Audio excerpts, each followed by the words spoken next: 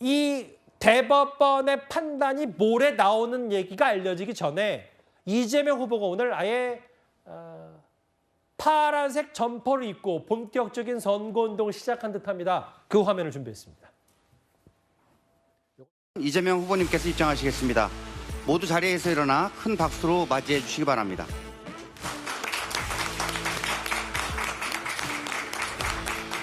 박찬대 직무대행께서 이재명 후보님께 당 점퍼를 입혀드리겠습니다.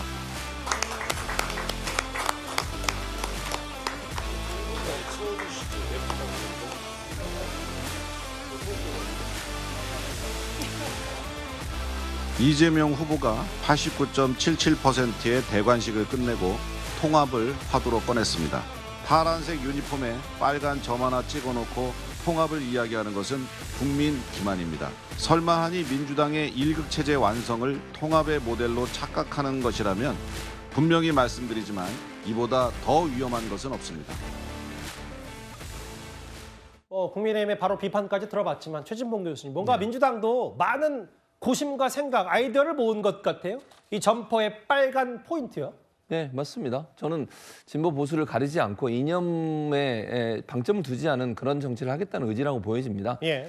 이재명 후보가 현충원에 가서 이제 묘소를 찾는 분들 있지 않습니까? 그중에 눈에 띄는 분이 이승만 전 대통령 그리고 박태준 전 포철 사장이시죠. 총리까지 하신 분. 예. 이 두 분의 묘소를 방문한 것은 대단히 의미가 저는 크다고 생각합니다.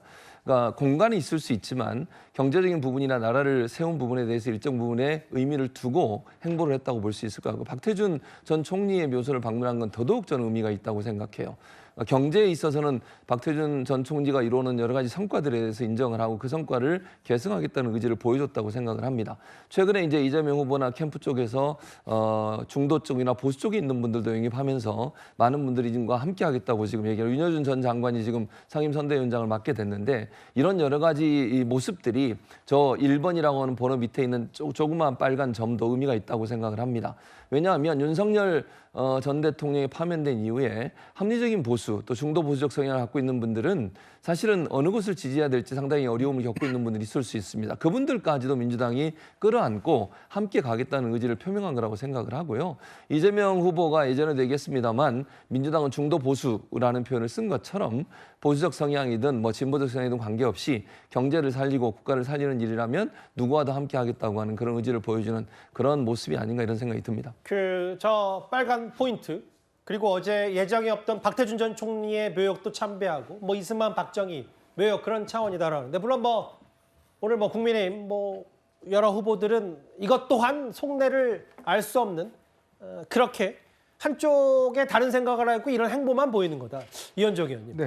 윤여준 전 장관 그리고 여러 이렇게 그 비명계뿐만 아니라 과거 보수 쪽에 몸담았던 인물까지 모으는 것 자체가 표면적으로는 이 통합 행보, 여러 중도층에 어필할 수 있는 부분은 아닌지 어떻게 판단하십니까? 좀 전에 이제 빨간색 표 있었는데 노래 가사 중에 그런 게 있죠. 님이라는 글자에 점 하나만 찍으면 남이 되는 예. 그런 가사가 있지 않습니까? 예. 파란색에 빨간 점 하나 그었다고 해서 갑자기 진보가 보수가 되는 건 아니라고 저는 보여집니다. 상징하는 바를 말하는 거겠죠. 예. 그러니까 결국은 확장적 전략을 쓰고 있는 거죠. 예전에 이제 이 문재인 전 대통령이 그때 캠프 때 김종인 위원장을 모셔와서 뭔가 이제 경제 여러 가지 어떤 보수의 어떤 그런 확장성을 보였듯이 이번에도 똑같은 이제 전략을 쓰고 있는 거 아니겠습니까?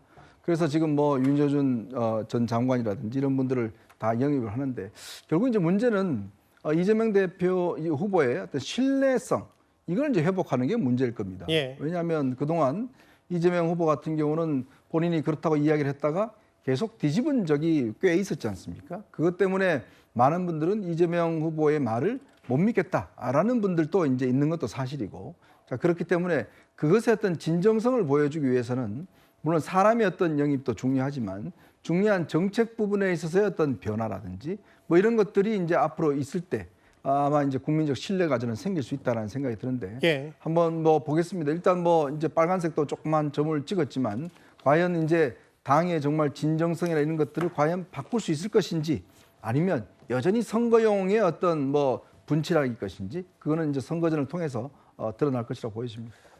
뭐 여러 이렇게 점퍼에 빨간 점도 칠하고 여러 통합과 포용 얘기를 강조하고 있습니다만 이런 정치적 그 것보다 아마 모레 있을 이 선거법 관련 상고심 판단 1심에서는 징역 1년 집행유예 2년 나왔고 2심에서는 180도 뒤집혀서 무죄가 나왔거든요.